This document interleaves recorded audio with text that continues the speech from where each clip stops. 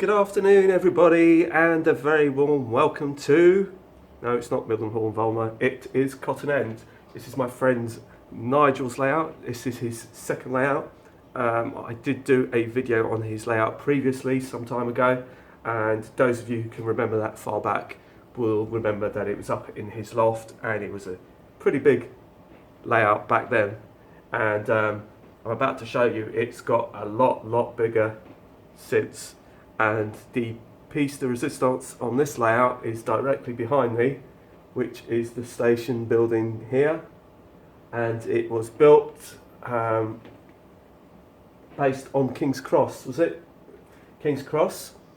And it's an absolute, well, those of you who recognise King's Cross will know straight away that it's King's Cross. I mean, I sort of knew that, I just couldn't remember whether it was St Pancras or not. So we'll take a good closer look at the layout, and we're going to have a pan round and we're going to see exactly what's on the layout. So this is Nigel, this is his layout. So do you want to say hello? Yes, hello everyone. And you might remember him from his other layout upstairs. It's now been moved to downstairs and we now have a vast layout. We have 3 trains running, and as things stand, nothing's coming up this end of the layout. But what we'll do is I will take you to the station here, and we'll start at the station. And this is the station, that King's Cross station, and it boasts how many platforms? 8. 8 platforms. So this is pretty cool.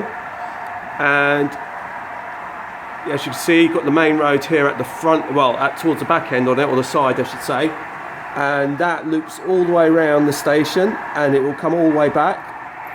And we have the main road that runs across here, if you could just see past everything. So the road comes down this way, around the station, then it comes up past the houses, and then you've got the main road that runs across.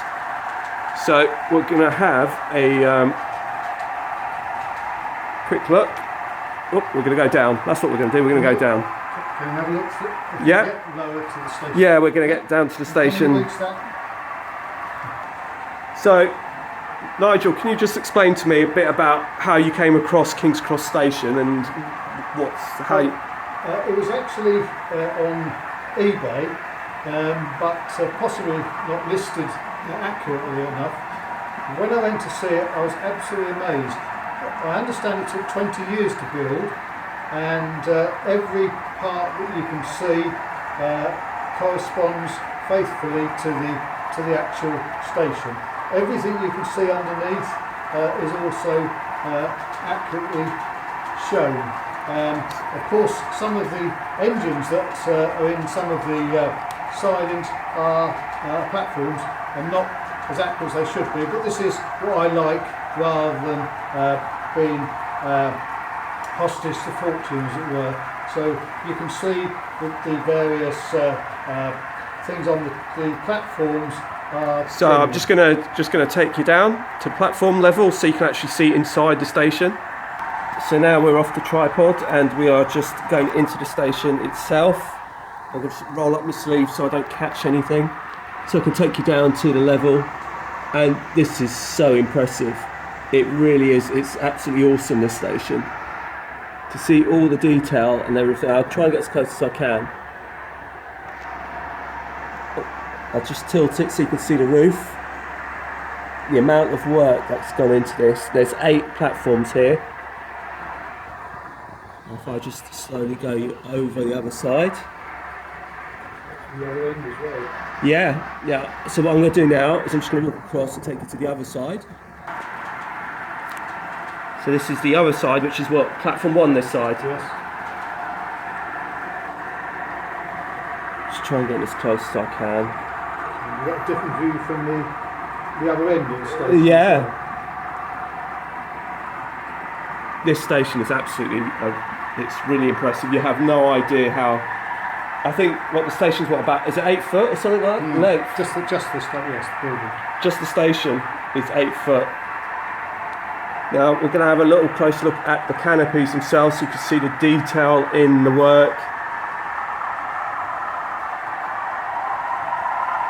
And actually look, you can actually see inside the station from the top here.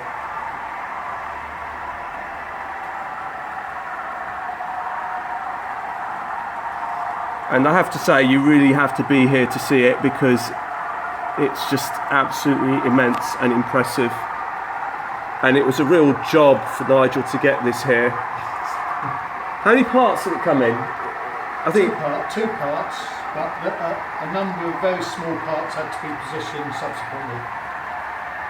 I'm just going to sort of show you. I'm going to take you around the other side as well, so you see the station canopy. I'm going to show you the road outside King's Cross, all illuminated.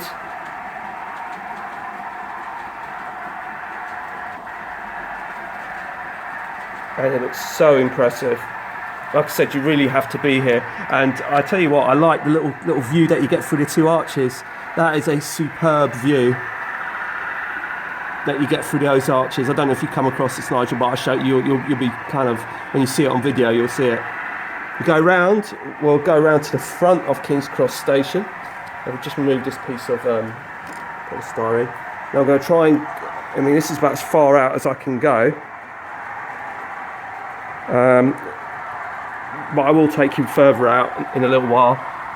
Now if you get down to ground level, you can see through the arches. This is just like super impressive.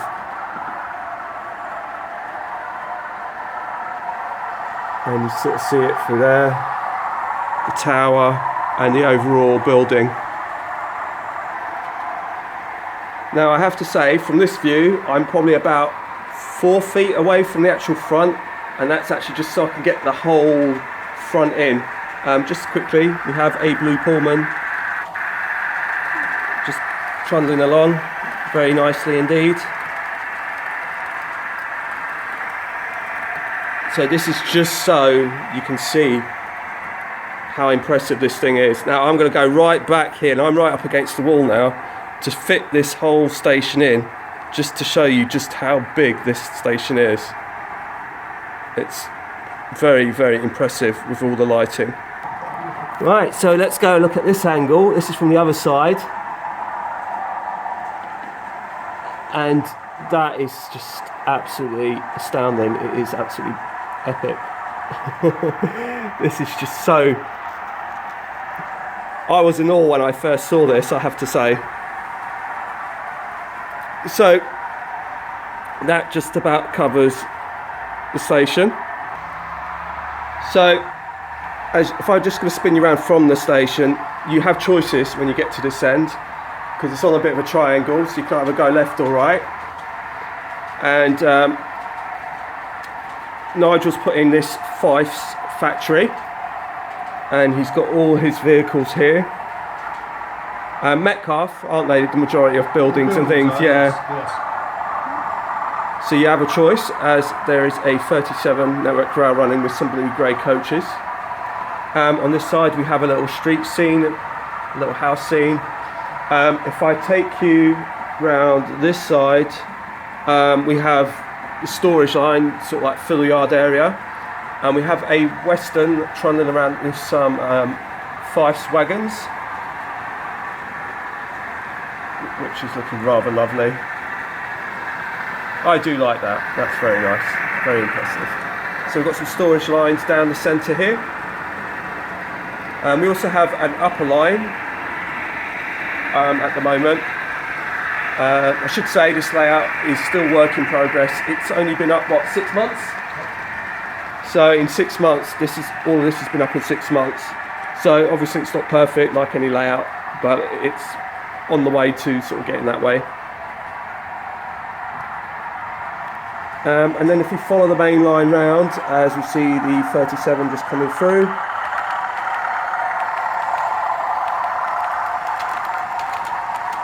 That's trundling around with 8 coaches. And there's some stock here, which is a mixture of old and new, all DCC chipped. And then we have a number of stations along the route. We have one here, and that runs sort of behind the main station, as you can see. And if we carry on walking you round, we've got the elevated section, which will take you up to the upper level. And then we sort of have a village scene with the bus depot. This is just a piece of polystyrene. Do you want to move the blocks? Oh, it's okay. So, and we've got the 37 sort of coming through now. So at the moment we've just got 3 trains going, which is the Midland Pullman, the Blue Pullman. We've also got this 37 and we've got the Western. So he's got his village scene up here. And then we've just been discussing some ideas for the quarry area. And that's what he's been working on here.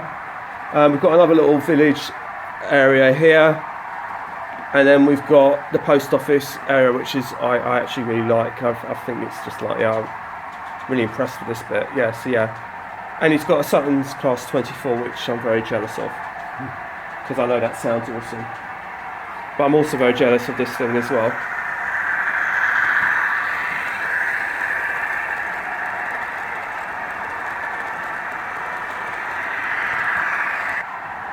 So some of the other stock is a Helgin 128. Is this a Dapol Silver Fox or is this the Hornby one? No, Dapol. Is that the Black Label one? Black Label with the smoke. Yep, so we've got that, the Silver Fox, which is the Dapol Black Label with accompanying coaches. We have another Western over here, Western Courier. We have the Western Pullman, which is the latest release from Batman, which is a 6-car unit. Next to that, we have a Hornby Class 800, and on the far side, we have the Rapido APTE.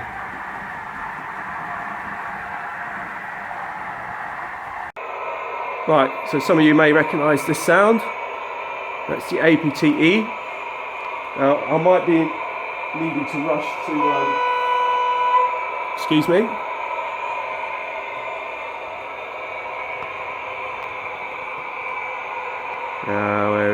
Where's the big nose? Oh, there it is, there's the big nose.